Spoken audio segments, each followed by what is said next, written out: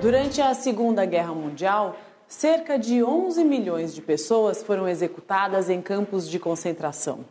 A Alemanha nazista pretendia purificar a raça ariana, os chamados brancos puros de origem indo-europeia.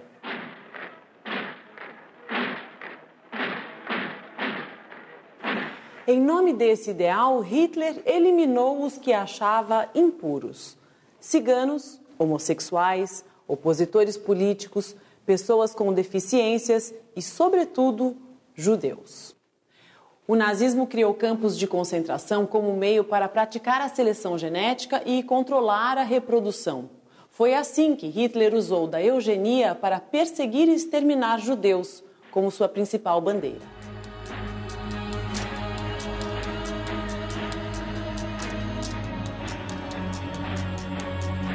É quase impossível traduzir em palavras todo o horror causado pelo nazismo. Do ponto de vista filosófico, o horror tem a dimensão do irrepresentável.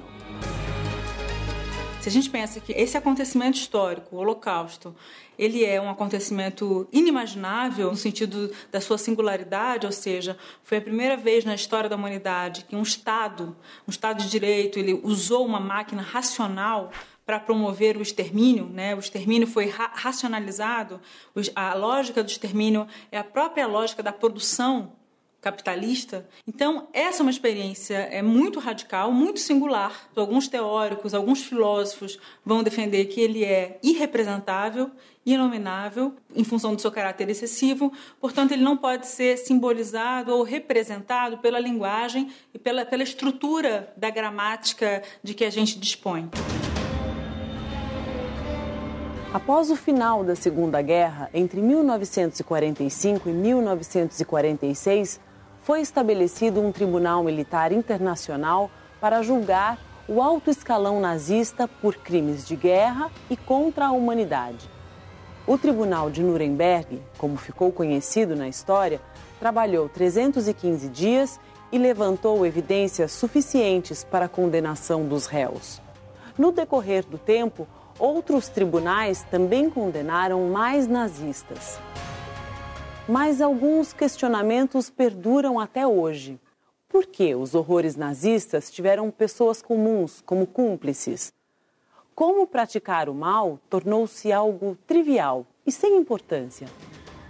O que levou parte dos alemães a exercer tamanha crueldade nos campos de concentração? Por que tantas pessoas cumpriam as ordens do terror sem contestação? Algumas respostas começaram a surgir quando a filósofa Hannah Arendt assistiu ao julgamento do oficial nazista Adolf Eichmann. Who handed down death sentences in Theresienstadt? O alemão Adolf Eichmann nasceu em 1906. Fez carreira na SS, a polícia nazista. No final da guerra, foi capturado pelas tropas americanas, mas conseguiu fugir para a Argentina, onde viveu até 1960. Foi sequestrado por agentes israelenses e julgado em Israel por organizar a identificação e o transporte de judeus para os campos de concentração. Foi condenado à morte e enforcado em 1962. Hannah Arendt nasceu na Alemanha em 1906. Estudou filosofia e teologia e se especializou em teoria política. Aos 27 anos, com a ascensão do nazismo, foi impedida de dar aulas nas universidades alemãs por ser judia. Foi então para Paris, de onde emigrou para os Estados Unidos em 1941. 20 anos depois, em Jerusalém, Hannah Arendt acompanhou o julgamento de Eichmann. These groups exterminated hundreds of thousands of Jews. Por que ela quis participar desse julgamento, né? Primeiro, porque para ela queria compreender melhor o que tinha acontecido. E também porque ela sentia que ela devia isso ao seu próprio passado, né? Como ela era judia, uma judia de origem alemã, isso seria o contexto ideal para ela compreender o que tinha acontecido no seu passado, na Alemanha e etc. E com seus, digamos assim, conterrâneos, né? Uma coisa que a surpreendeu muito no julgamento, né, foi a figura do Eichmann, porque ele não era um sádico, ele não era um pervertido, né? Ele era, o que a surpreendeu foi a normalidade dessa figura. É comum vincularmos o mal a questões religiosas, sociais ou psicológicas. O mal demoníaco, invejoso ou simplesmente insano. Mas Eichmann não parecia ser nada disso. Ao invés de um monstro, o julgamento de Eichmann revelou um homem extraordinariamente comum, um funcionário exemplar que cumpria ordens superiores de forma condicionada. Sua motivação não era purificar a raça ariana, mas apenas ser bem-sucedido profissionalmente. O mal monstruoso cometido por ele era sistemático, eficiente e burocrático. E, acima de tudo, banal. Foi a partir dessa constatação que Hannah Arendt criou o conceito de banalidade do mal.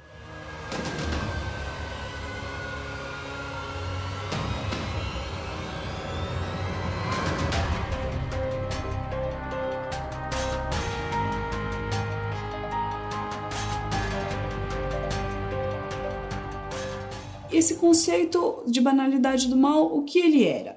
Significa que é um mal que não tem raízes. Ele não é um mal radical, ele é um mal superficial. O mal está sempre nessa teoria da Hannah Arendt sobre a banalidade do mal, ele está sempre ligado à irreflexão, né?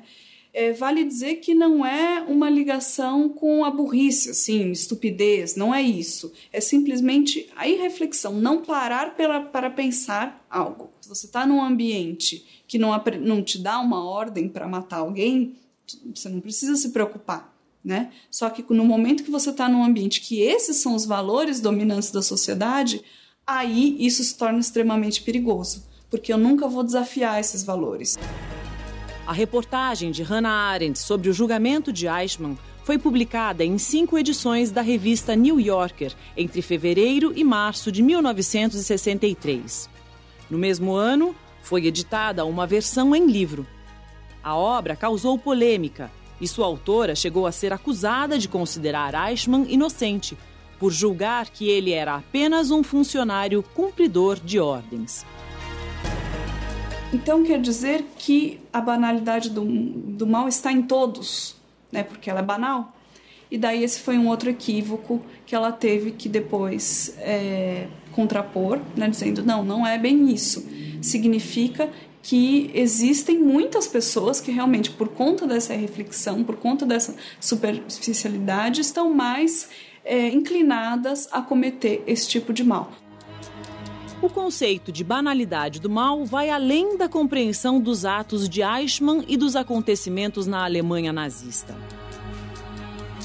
A filosofia entende o conceito como fundamental para compreender eventos que ocorrem ainda hoje.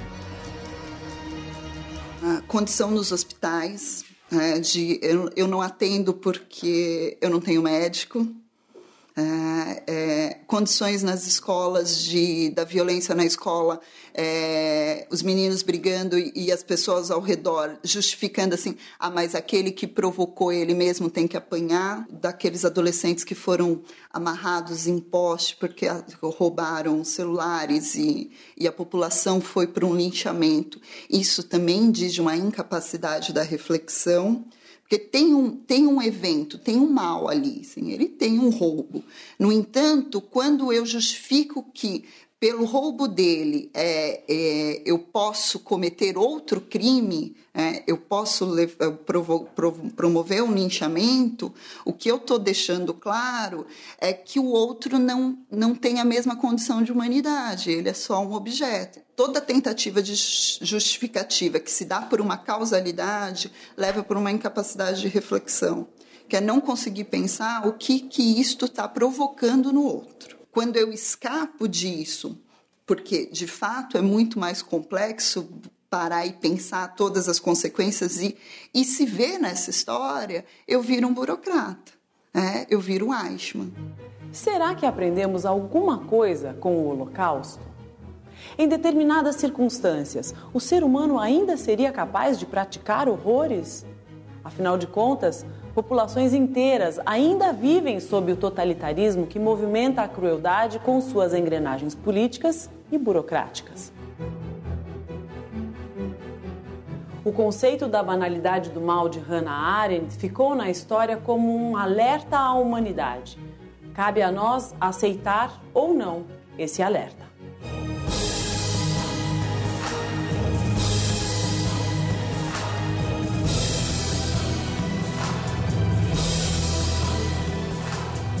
Ich schwöre dir, so wie wir und so wie ich in dieses Amt eintrat, so will ich dann gehen. Ich tat es nicht um Gehalt.